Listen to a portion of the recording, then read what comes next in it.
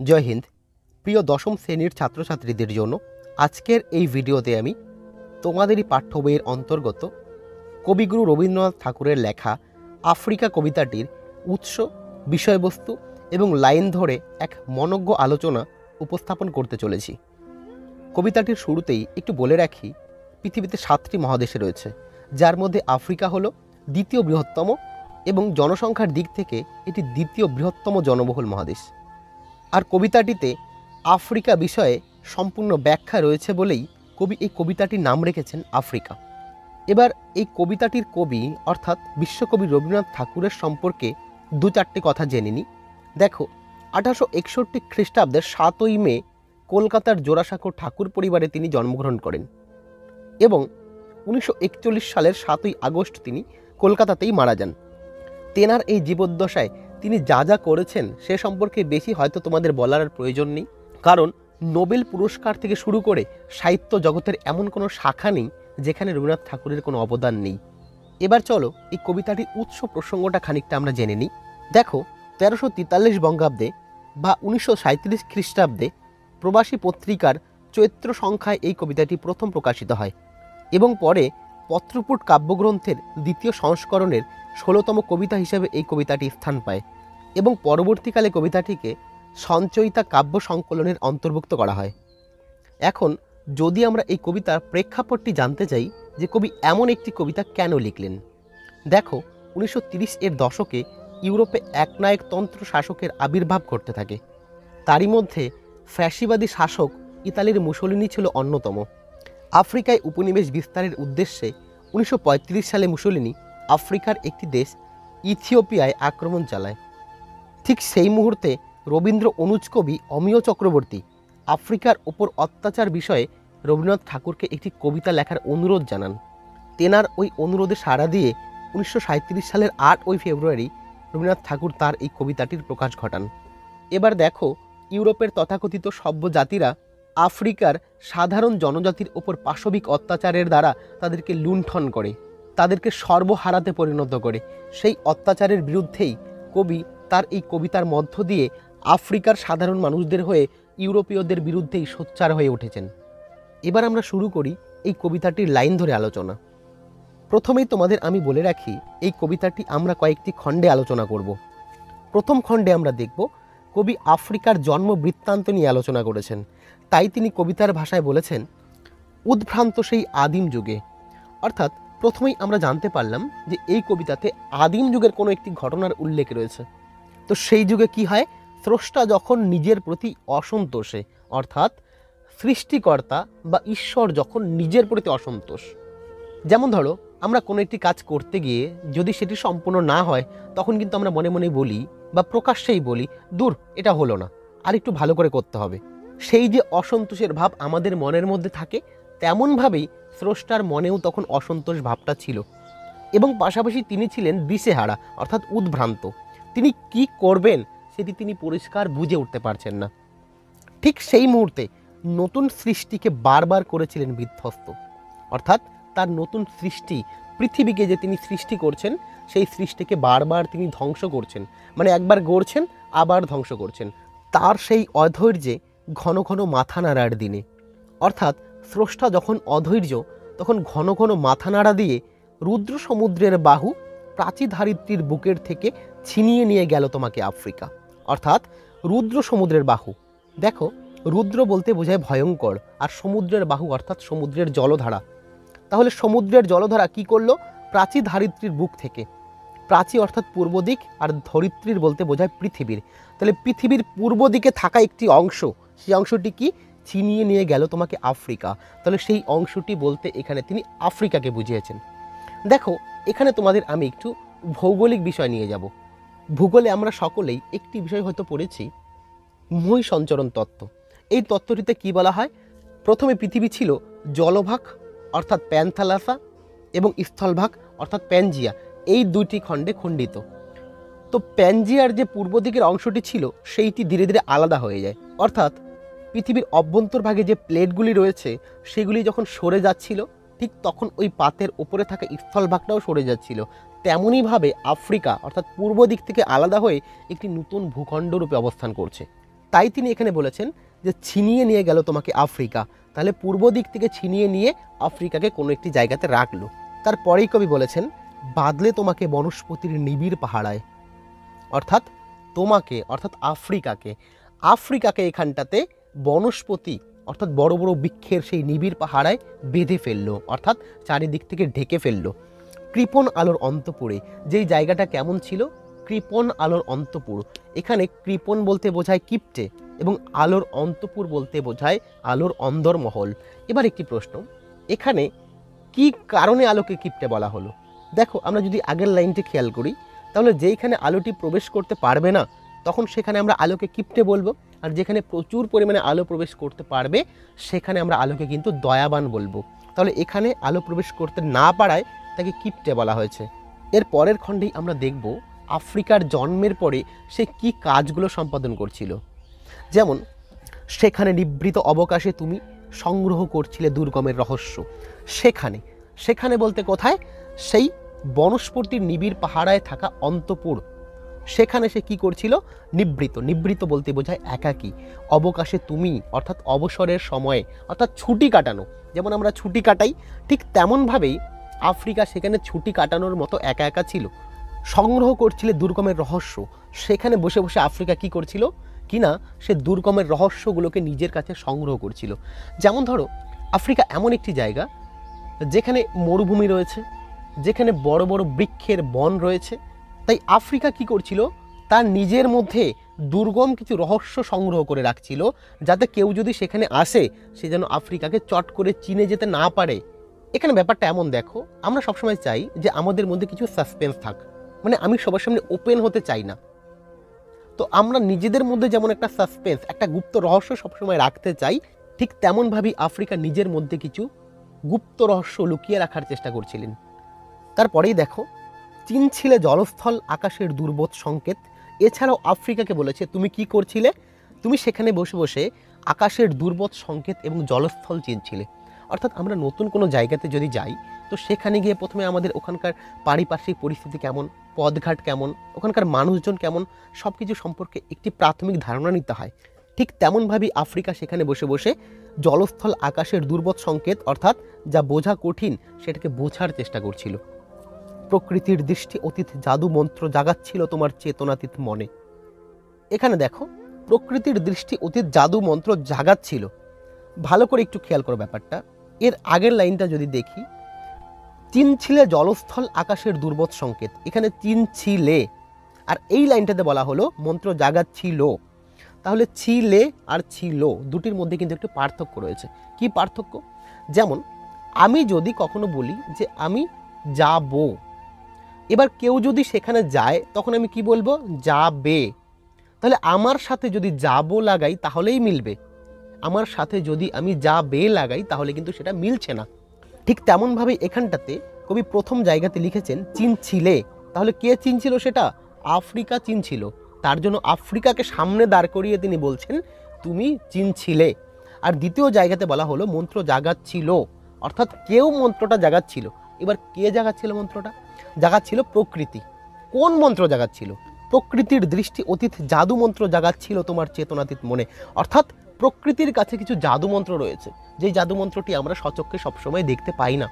এবার যদি প্রশ্ন করি কোন জাদু মন্ত্র, দেখো প্রকৃতি সব সময় কোনো না কোনো কার্য সম্পাদন করে থাকে, আমরা কি সেটা সবসময় বুঝতে পারি? নিশ্চয়ই পারি না। তাহলে আজকে দেখব এমন একটি পরিস্থিতি রয়েছে, হয়তো আগামীতে সেই পরিস্থিতি পাল্টে যেতে পারে। তাহলে সেটি পাল্টানোর জন্য কে দায়ী? প্রকৃতি নিজেই দায়ী। তাহলে প্রকৃতির কাছে যে জাদুমন্ত্র ছিল সেটিই কিন্তু আফ্রিকার মনে জাগিয়ে তুলছিল। কোন মনে? তোমার চেতনাতীত মনে। অর্থাৎ ডাক্তাররা যেমন একজন পেশেন্টকে অজ্ঞান করে তার যাবতীয় অপারেশন সম্পন্ন করে, অর্থাৎ তাকে সুস্থ করে তোলার চেষ্টা করে, ঠিক তেমনভাবেই অচেতন অবস্থাতে অর্থাৎ অজ্ঞান অবস্থাতে আফ্রিকার মধ্যে প্রকৃতি কিছু জাদু মন্ত্র দেওয়ার চেষ্টা করছিল, যেই জাদুমন্ত্রের দ্বারা কি হবে? আফ্রিকা রহস্যময় হয়ে উঠবে। এরপরেই বলেছে দেখো, বিদ্রুপ করছিলে ভীষণকে বিরূপের ছদ্মবেশে। এখানেও ঠিক তেমনভাবেই বিদ্রুপ করছিলে। তাহলে আফ্রিকাকে বলেছে তুমি বিদ্রুপ করছিলে। বিদ্রুপ বলতে বোঝায় উপহাস। তাহলে আফ্রিকা কাকে উপহাস করলো? ভীষণকে। ভীষণ বলতে বোঝায় ভয়ঙ্কর। অর্থাৎ আমার সামনে যদি কোনো এমন ভয়াল মুহূর্ত থাকে যেই ভয়াল মুহূর্তটাকে দেখে আমার ভয় হয়, তখন কিন্তু আমি তার মোকাবিলা করতে পারবো না। কিন্তু যখন সেই ভয়াল মুহূর্তকে দেখে আমি ভয় পাবো না, অর্থাৎ তাকে দেখে টিটকিরি করব, তাকে দেখে উপহাস করব, তখন সেই ভয়াল মুহূর্ত নিজেই ভাববে যে আমি কার সামনে গেলাম যে আমাকে দেখে কোনো ভয়ই পাচ্ছে না। ঠিক তেমনভাবেই এখানে আফ্রিকা বিদ্রূপ করছিল ভীষণকে, অর্থাৎ ভীষণ যে পরিস্থিতি, ভীষণ যে মুহূর্ত, ভীষণ যে পারিপার্শ্বিক অবস্থা, তাকে নিজেই বিদ্রূপ করছিল। কি কারণ? আফ্রিকার নিজের কাছে এত দুর্গম রহস্য, এত কিছু জমা হয়ে গেছে যে তার কাছে অন্য ভয়াল মুহূর্ত বা অন্য ভয়াল চেহারা কোনো মাইনেই রাখে না। তাই বলেছে বিরূপের ছদ্মবেশে, অর্থাৎ আফ্রিকার মধ্যে যে শ্রীহীন চেহারা, অর্থাৎ অসুন্দর চেহারা, সেই অসুন্দর চেহারার জন্যই আফ্রিকা ভীষণকে বিদ্রূপ করার সাহস পেয়েছিল। শঙ্কাকে চাচ্ছিলে হার মানাতে, আপনাকে উগ্র করে বিভীষিকার প্রচণ্ড মহিমায় তাণ্ডবের দুন্দুবি নিনাদে। এখানে দেখো শঙ্কা বলতে কি বোঝানো হয়েছে। শঙ্কা অর্থ ভয়। তাহলে আফ্রিকা ভয়কে হার মানাতে চাইছিল। ঠিক যেমনভাবে আমি একটু আগেই বললাম যে আমার মধ্যে যদি কোনো ভয়াল পরিস্থিতি থাকে বা ভয়াল চেহারা থাকে, তখন আমাকে দেখে লোক ভয় পাবে, আমি তো লোককে দেখে ভয় পাবো না। ঠিক তেমনভাবে আফ্রিকা চাইছিল শঙ্কাকে হার মানাতে, অর্থাৎ সেই ভয় মুহূর্তকে নিজের ভয়াল চেহারা দ্বারা আরও ভয় পাওয়াতে চাইছিল। আপনাকে উগ্র করে, অর্থাৎ সে কিভাবে নিজেকে উগ্র করেছে, নিজেকে আরও ভয়াল তৈরি করেছে। যুদ্ধের সময় যখন কোনো সৈন্য যুদ্ধ করতে যায়, তার আগে বড় একটি ঢাকের মতো থাকে যেটিকে বাজানো হয়, যেই শব্দটিকে দুন্দুবি নিনাদ বলা হয়, অর্থাৎ যুদ্ধের প্রচণ্ড শব্দ, প্রচণ্ড আওয়াজ। তাহলে সেই সময় যুদ্ধের সেনারা ঠিক যেমন একটি ভয়াল চেহারা বা উগ্র চেহারা ধারণ করে থাকে, ঠিক তেমনভাবেই আফ্রিকা এখন উগ্র চেহারা নিয়ে প্রস্তুত, যেই চেহারা দেখে ভয় নিজেই ভয় পেয়ে যাবে। এর পরের খণ্ডেই আমরা দেখব ইউরোপের সেই তথাকথিত সভ্য জাতি, আফ্রিকার যে মানব রূপ তাদের কাছে অজানা ছিল, সেই মানব রূপ তাদের সামনে উন্মোচিত হওয়ার পর তাদের ওপর আক্রমণ করার জন্য বা তাদের লুট করার জন্য তাদের সামনে গিয়ে হাজির হবে। তাই কবিতার মধ্য দিয়ে বলেছেন, হায় ছায়াবৃতা, কালো ঘোমটার নিচে অপরিচিত ছিল তোমার মানব রূপ উপেক্ষার আবিল দৃষ্টিতে। অর্থাৎ ছায়াবৃতা বলতে এখানে কবি আফ্রিকাকে বুঝিয়েছেন। ছায়াবৃতা, ছায়া দ্বারা যে আবৃত। আফ্রিকা সবসময় সূর্যের আলোর অভাবে থাকে, অর্থাৎ সবসময় ছায়া দ্বারা আফ্রিকার আবৃত থাকে, ঢাকা থাকে, তাই এখানে আফ্রিকাকে ছায়াবৃতা বলা হয়েছে। কালো ঘোমটার নিচে, তাহলে কালো ঘোমটাটি কি? সেই যে ছায়াযুক্ত পরিবেশ, সেই ছায়াযুক্ত পরিবেশকেই এখানে কালো ঘোমটার সাথে তুলনা করা হয়েছে। অপরিচিত ছিল তোমার মানব রূপ, অর্থাৎ আফ্রিকার সেই মানব রূপটি ইউরোপীয়দের কাছে অপরিচিত ছিল। ইউরোপীয়রা জানতই না যে আফ্রিকা দেশটি কেমন বা সেটি কোথায় আছে, তার অবস্থাটাই বা কেমন। উপেক্ষার আবিল দৃষ্টিতে, এখানে আবিল বলতে ঝাপসা বা ঘোলা বোঝানো হয়েছে। তাহলে উপেক্ষা বলতে কি বোঝায়? উপেক্ষা বলতে এক প্রকার অবহেলা করা। তাহলে আফ্রিকাকে এতদিন ধরে ইউরোপীয়রা অবহেলা করে আসছে, অর্থাৎ তার দিকে কোনো ধ্যানই দেয়নি। কিন্তু বর্তমানে পরিস্থিতিটি কেমন? এলো ওরা লোহার হাত করে নিয়ে, নখ যাদের তীক্ষ্ণ তোমার নেকড়ের চেয়ে, এলো মানুষ ধরার দল। এলো ওরা, এখানে ওরা বলতে সেই সাম্রাজ্যবাদী ইউরোপীয়দের কথা বলা হয়েছে, যারা লোহার হাত করে নিয়ে আফ্রিকার মানুষদের ওপর অত্যাচার করতে এসেছে। যাদের নখ কেমন ছিল? যাদের নখ ছিল তীক্ষ্ণ, নেকড়ের চেয়ে। এখানে তোমার নেকড়ে বলা হয়েছে, অর্থাৎ আফ্রিকার জঙ্গলের মধ্যে যে নেকড়ে বাঘগুলো ছিল তার চেয়েও সেই সাম্রাজ্যবাদীদের নখ তীক্ষ্ণ। দেখো এখানে নখ কিন্তু একটি রূপকধর্মী শব্দ হিসেবে ব্যবহার করা হয়েছে। তার মানে অ্যাকচুয়ালি সেই মানুষদের হাতের নখ সত্যিকারের বড় বড় ছিল তেমনটি নয়। সেই অত্যাচারী মানুষদের অত্যাচার করার যে মানসিকতা, সেটিকেই এখানটাতে নখের সাথে তুলনা করা হয়েছে। গর্বে যারা অন্ধ তোমার সূর্যহারা অরণ্যের চেয়ে, সেই সাম্রাজ্যবাদীরা অহংকারে অন্ধ হয়ে গেছে, অর্থাৎ তোমার সূর্যহারা অরণ্যের চেয়ে। তোমার অরণ্য যেমন সূর্যকে কখনো দেখতে পায় না, সূর্যকে যেমন হারিয়ে ফেলেছে, ঠিক তেমনভাবেই তোমার সূর্যহারা অরণ্যের চেয়েও বেশি তারা অহংকারী, তারা গর্বে অন্ধ হয়ে আছে। এবার যদি বলি এখানে কোন গর্বের কথা বলা হয়েছে, দেখো ইউরোপীয়রা নিজেদেরকে সভ্য জাতি বলে মনে করে। তাদের যে সভ্যতা, তাদের যে সভ্য জাতির তকমা, সেটিকেই নিয়ে তারা গর্ববোধ করে। এরপরেই বলেছে, সভ্যের বর্বর লোভ নগ্ন করলো আপন নির্লজ্জ অমানুষতা। সভ্যের বর্বর লোভ, তাহলে তারা সভ্য, তাদের বর্বর অর্থাৎ অসভ্য জাতিদের মতনই লোভ নগ্ন করলো আপন নির্লজ্জ অমানুষতা।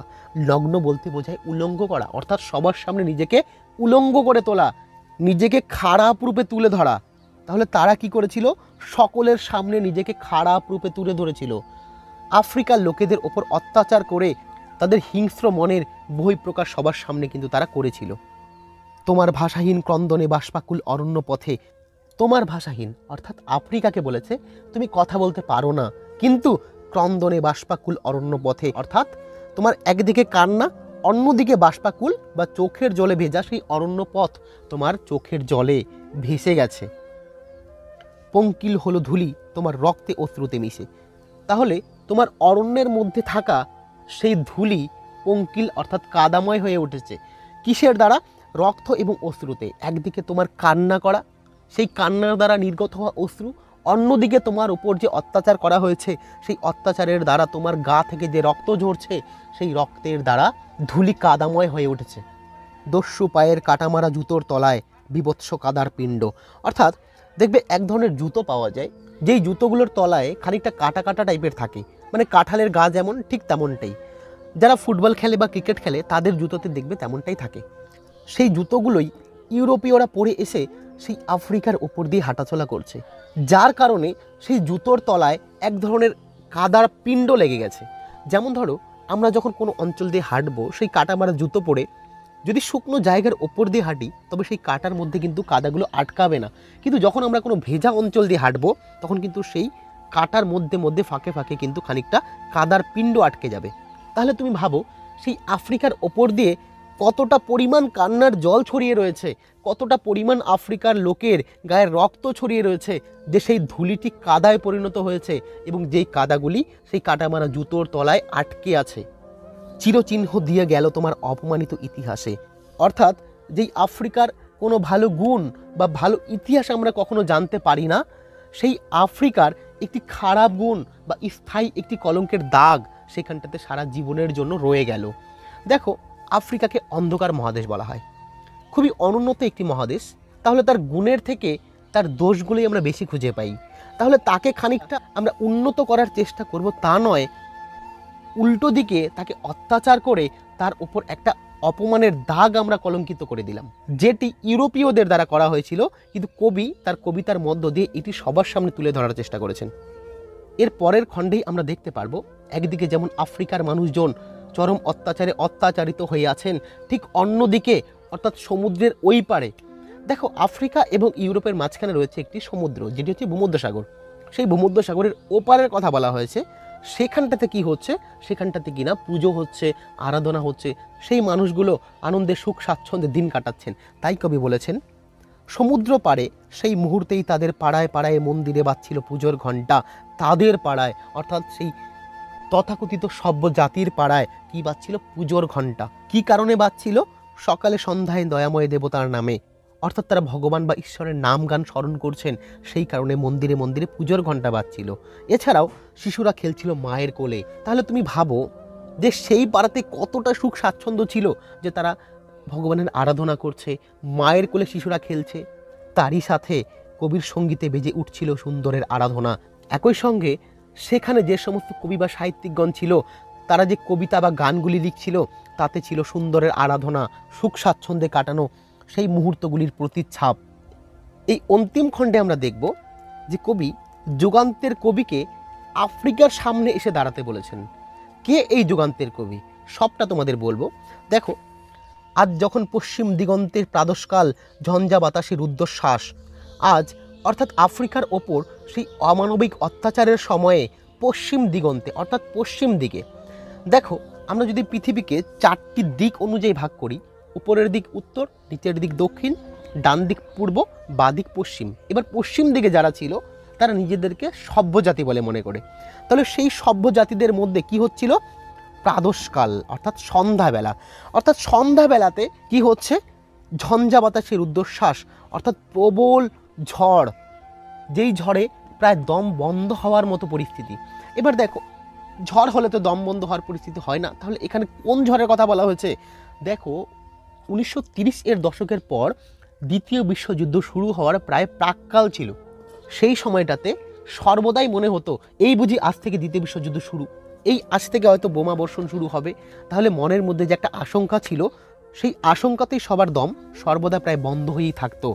তাই তিনি বলেছেন, প্রাদশকালে ঝঞ্ঝা বাতাসের রুদ্ধশ্বাস, অর্থাৎ সন্ধ্যাবেলাতে দিনের শেষে যেমন অন্ধকার নেমে আসে, ঠিক তেমন দ্বিতীয় বিশ্বযুদ্ধ শুরু হলে পৃথিবীতে যে ধ্বংসলীলাটা শুরু হবে সেটিকেই তিনি সন্ধ্যাকালের সাথে তুলনা করেছেন। যখন গুপ্ত গহ্বর থেকে পশুরা বেরিয়ে এলো, অর্থাৎ ইউরোপের সেই গুপ্ত গহ্বর থেকে যখন সাম্রাজ্যবাদীরা বেরিয়ে এলো, ঠিক তখন অশুভ ধ্বনিতে ঘোষণা করলো দিনের অন্তিম কাল। অর্থাৎ তারা কি করলো? অশুভ ধ্বনিতে। এবার অশুভ ধ্বনিটা কি? অশুভ ধ্বনি বলতে এখানে সাম্রাজ্যবাদ স্থাপনার জন্য তারা যে হুঙ্কার দিয়েছিল সেটিকেই অশুভ ধ্বনি বলেছেন। আমরা এখন আফ্রিকার উপর আক্রমণ করব, আফ্রিকাকে দখল করব, এই যে মানসিকতা, এই যে হুঙ্কার, সেটিকেই বোঝানো হয়েছে। এসো যুগান্তের কবি, আসন্ন সন্ধ্যার শেষ রশ্মিপাতে দাঁড়াও ওই মানহারা মানবীর দ্বারে, বলো ক্ষমা করো। এসো যুগান্তের কবি। দেখো, যুগান্তের কবি বলতে বোঝানো হয় যিনি আমাদের এক যুগ থেকে অন্য যুগে নিয়ে যেতে পারে। তাহলে এখানে আমাদের এক যুগ থেকে অন্য যুগে স্বয়ং ঈশ্বর নিয়ে যেতে পারেন। সেই ঈশ্বরকেই এখানটাতে যুগান্তরের কবি হিসাবে আখ্যায়িত করা হয়েছে। তাহলে তাকে বলেছে আসন্ন সন্ধ্যার শেষ রশ্মিপাতে, অর্থাৎ এই সন্ধ্যার শেষ রশ্মিপাতে, এই দিনের অন্তিমকালে, অর্থাৎ আজকে যে সন্ধ্যাটা আসবে, এই সন্ধ্যার শেষ যে রশ্মিপাত, সূর্যের যে শেষ আলো, ঠিক তখনই দাঁড়াও ওই মানহারা মানবীর দ্বারে। তাহলে আফ্রিকাকে এখানে মানহারা মানবী বলা হয়েছে। তাহলে আফ্রিকার মানটা হারা কেন হলো? আফ্রিকার মানটা হরণ করা হয়েছে কাদের দ্বারা? সেই তথাকথিত সভ্য ইউরোপীয়দের দ্বারা আফ্রিকার মানটি হরণ করা হয়েছে। তাহলে সেই মানহারা মানবীর সামনে গিয়ে কবি ঈশ্বরকে বলতে বলেছেন যে ক্ষমা করো। এবার একটি প্রশ্ন, যে ঈশ্বর কেন আফ্রিকার সামনে গিয়ে ক্ষমা চাইবেন? কারণ সৃষ্টিকর্তা তিনি, তার উচিত ছিল তার সৃষ্ট সব উপাদানকে রক্ষা করা। তাহলে আফ্রিকাকেও তো সেই স্রষ্টাই সৃষ্টি করেছেন, তাহলে তিনি তো আফ্রিকাকে রক্ষা করতে পারতেন। তাহলে কেন তিনি রক্ষা করলেন না? তাই তাকে ক্ষমা চাইতে হবে আফ্রিকার কাছে। হিংস্র প্রলাপের মধ্যে সেই হোক তোমার সভ্যতার শেষ পুণ্যবাণী। হিংস্র প্রলাপ, প্রলাপ অর্থহীন উক্তি, অর্থাৎ হাউমাউ করে চেঁচামেচি করা। তাহলে যখন যুদ্ধ হয়, অত্যাচার করা হয়, তখন তো কেউ ভালোভাবে কথা বলে না, তখন তো চিৎকার চেঁচামেচি, যুদ্ধের শব্দ, সেগুলোই শোনা যায়। সেই হিংস্র প্রলাপের মধ্যেই একমাত্র পুণ্যবাণী হবে কোনটি? ক্ষমা করো। দেখো, কবিতাটি একটি সত্য ঘটনার পরিপ্রেক্ষিতে রচিত। এর পাশাপাশি আমরা যারা এখনও বর্তমানে সাধারণ জনজাতির উপর অত্যাচার করে থাকি, আমাদের সকলকে কিন্তু সেইভাবে এই কথাটি মাথায় রাখা উচিত। স্রষ্টা সকলকে পৃথিবীতে সুন্দরভাবে বাঁচার অধিকার দিয়েছেন। তাই কারো উপর অত্যাচার করা, কাউকে হীন মনে করা, এগুলো কখনোই কেবলমাত্র নিজেদের স্বার্থ সিদ্ধির জন্য করা উচিত নয়। তাহলে পৃথিবীতে শান্তি কোনোদিনও স্থায়ী হতে পারবে না। তাই আমাদের সকলকে শান্তির সেই বাণীটিকে সকলের মধ্যে ছড়িয়ে দেওয়া একান্ত জরুরি। আশা করছি কবিতাটি তোমরা সকলেই খুব সুন্দরভাবে বুঝতে পেরেছো। তোমাদের সাথে দেখা হবে আবার নতুন একটি ভিডিওতে। জয় হিন্দ।